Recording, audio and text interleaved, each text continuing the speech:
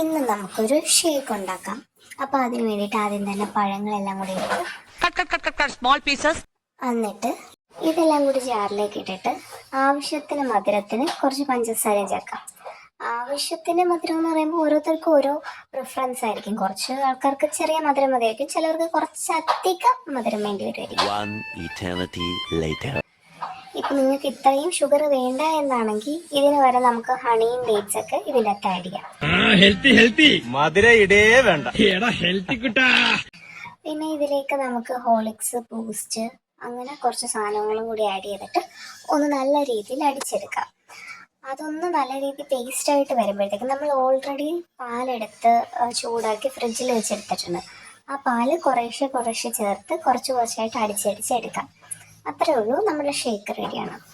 നല്ല ഫില്ലിംഗ് ആയിട്ടുള്ള ഒരു ഈസി റെസിപ്പിയാണ്. So do try it out.